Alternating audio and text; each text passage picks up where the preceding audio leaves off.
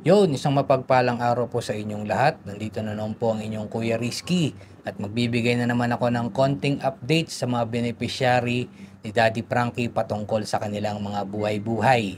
Sa bawat araw na dumaraan, may kamera sa iyong kamay.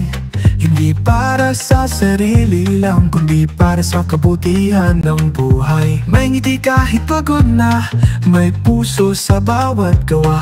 Sa mata ng mundo, simpleng tao ka, pero sa amin, ikaw ay inspirasyon talaga. Kuya Rizky, puso mong gusilak. So ngayon naman pag-uusapan natin ng small but terrible na si Ivan Alvarez, aka o mas kilalang si Bandam. Way back 2023 may pumuntang isang lalaking nangangalan Ivan Alvarez o aka Bandam na nagpapaampon kay Daddy Frankie. Naumpahin sa Draki. Gala-gala ko, wala akong yun. Gala-gala ka? Saan ang province mo? Wala akong umok eh. Wala ka? Wala akong umok. Wala akong nanay, wala akong tatay, wala akong kapatid. Paano ka, ano? Asan nanay tatay mo? Patay na. Ah, patay na. Saan ang province mo? Wala akong binsa eh. Ha? Wala akong binsa. Wala kang probinsya? Kaya nga, saan ka nag-stay before? Saan ang province ng nanay tatay mo? Wala akong nanay tatay. Hindi. Hindi ka naman lilitaw sa mundong ibabaw kung wala kang nanay. Oo, nasabi mo patay na yung nanay mo. Pero before, saan sila? Dati yung tatay kong nanay ko, mga kapatid ko, napalayas ako eh. Pinalayas ka? Oo. Kasi wala akong bahay. Kaya nga, saan sila nakatira? Yung nanay tatay mo dati? Natira. Natira na. Umok na natira. Umok. Ormoc? Tega Ormoc kayo. Oo, umok ako eh. Bakit ka napunta dito? Kasi, ayaw ko tapaw eh. Ayaw ko tanggapin eh. Ayaw ka nilang tanggapin. Ano ba trabaho alam mo? Hugas pinggan, wawalit. Hindi kong baino. Karang kayo, ampun lima ako. Dami kita amo. Tatong utak ko, tunding ko. Gagawin mo kung amo. Oo. Ano ba pangalan mo? Ako si Ivan Alvarez. Ilang taong ka na? 22. 22. Ilan na anak mo? Hindi, wala akong asawa, wala akong anak eh. Ah, wala ka asawa. Binata ko eh. Pinangalanan siyang Bandam ni Daddy Frankie at siya'y binigyan ng pagkakataon na makapunta sa isang shelter sa Cavite. Hindi tayo mapagod magkwentuhan. Tagay muna tayo. Tagay. Tagay. Oh, kampay tayo. Kampay muna. Unti alat dang, walang pulutan. Nagiinom ka ba? Ha? Nagiinom ka ba? Hindi ako minum eh. Yung putik, hinulan ko eh. Pero nagpupulutan ka. Ha? Pupulutan ikaw. Pulutan lang ako. Oo, sige. Ayan mga kababayan, si Bandam, ang bagong na-rescue natin, natulungan natin. So hanggat walang nagki-claim sa kanya mga kababayan, nandito po siya sa pangangalaga ng Team Daddy Frankie. At pagkalipas ng ilang araw, nagpakita ng talent si Bandam. Kumanta, sumayaw, Lucy Balasi, sino sila? Tenteng, tarapin, tiyo ang masin, awa, pasupil, malipit, pasupit. Mga abayan ko, tayo na Pilipino, ang Manalipinas, patawat ang bayan ko. Ang Pilipino, ang didip, ang Pilipinas, ang bayan ko. Dambo, aso, tayo na ito. Hindi na talo. Dambo, aso, tayo na ito. Hindi na talo. Taong 2024 and 2025, nagpagawa si Daddy Frankie ng isang malaking shelter sa Pangasinan upang doon alagaan ang mga kagaya ni Bandam na walang sariling mga tahanan. Kagaya nila Ate Maricel, Ate Lisa, Kuya Junjun, Nanay Clara, Oliver, JR at Ate Tintin. Naging masaya si Bandam kasama ang iba't ibang alaga ni Daddy Frankie sa shelter. Lead ng prayer, si Bandam. Sige, Bandam. Start ng lead ng prayer. Sit yan down. Sign of the cross. Sabay-sabay. Sa ngalan ng Ama, sa ngalan ng Ama, ng Anak, ng Espiritu Santo. Amen.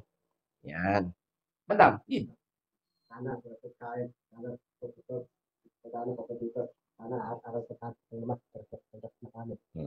Yan. Sige, let's sit na.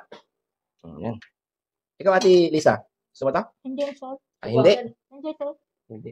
Hindi, sir. Oo. Ito yung pinamigay ng ano. Oo. Masarap to, tikman mo. Hindi ako nakulang to. Ayaw mo. Ay, si Bandam. Gusto mo Bandam? Kanin ka pa, Bandam? Kanin ka pa? Sabi mo lang, pero kung kumuha ka na doon.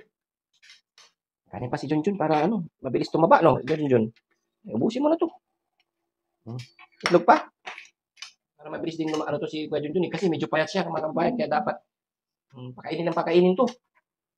Gusto pa ng corned beef, Ate Lisa? Itlog. Masarap yung corned beef. Galing American, bigay ni Ma'am Purisa Diyos sa kasi Ma'am Purisa yan. Ngunit dahil sa kanyang kakaibang kondisyon, hindi maiwasan ni Bandam na ang kanyang kaugalian na manghingi, manglimos sa kalsada, kagaya ng ginagawa niya bago siya makita ni Daddy Frankie. Ito ay umalis minsan at hindi nagtagal bumalik din kaagad sa shelter dahil nakaranas ng kagutuman sa kalsada. Yon, para sa akin, and masasabi ko lang kay Bandam, si Bandam sa shelter ay napaka-bait naman yan. No? Kung ano yung sabihin namin sa mga nakakatanda sa kanya, sumusunod siya. Every time naman nakasama namin siya sa pagbablog, nakikita niya naman, nagbubuhat pa yan ng bigas. Kahit malayo, binubuhat niyan. At nagbibigay din siya ng iba't ibang mga advice pag sinabi ni Daddy Frankie, Bandam, kausapin mo si ganito, Bandam. Anong masasabi mo kay nanay or kay tatay kung sino man yung binablog ni Daddy Frankie. So si Bandam, pag nakasama namin, kwela yan. Pero madalas si Bandam tahimik. Bakit po? Si Bandam kasi mahilig yan sa cellphone. Laging may load yan. Every time na mag-isa lang siya, tahimik, nanonood ng cellphone. At kung ano ang pinapanood ni Bandam, politics. Mahilig si Bandam sa mga politics issue. Minsan niya magugulat kami, si ganito daw, ganon, si ganyan, ganito yung istorya, si merong ginagawang ganito. Makikitaan nyo si Bandam ng parang medyo rin yung utak ni Bandam eh. Kumbaga sa isip bata, di ba? Hindi naman sa advance. Kasi marunong siya sa cellphone, like, di ba, yung ibang, hindi naman natin masabi doon sa ibang mga katulad ng kagaya ni Bandam. Si Bandam is marunong sa cellphone, marunong naman pakiusapan. Yun nga lang, si Bandam malakas talagang kumain. And kung talagang si Bandam ay pagod, makikita niyo talaga yan, tulog maghapon. So, yan, masasabi ko lang siyempre kay Bandam, lagi ka lang makinig kung ano yung ina-advise sa'yo, kung ano naman yung sabihin sa'yo, sundin mo para laging masaya si Daddy Frankie pagkasama ka. And syempre kami, masaya kami.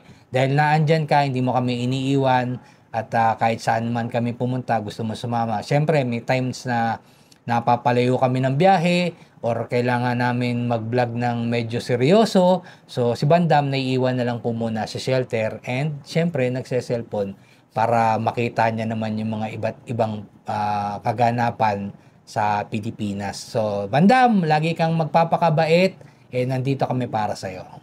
Sa lahat po ng mga nanonood, upload videos si Daddy Frankie, sundan po natin yan sa upload videos ni Daddy Frankie Official at Daddy Frankie sa YouTube channel. At wag niyo pong kakalimutan, ang Daddy Frankie Official ay may 7.8 million followers na. Marami pong naliligaw. Yan po ang followers ni Daddy Frankie sa Facebook page. At sa YouTube naman ay may 1.34 million subscriber.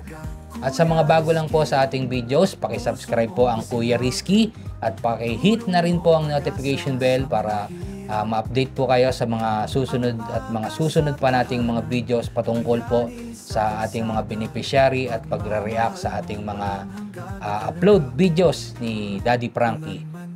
Ayan, at maraming salamat po and God bless po.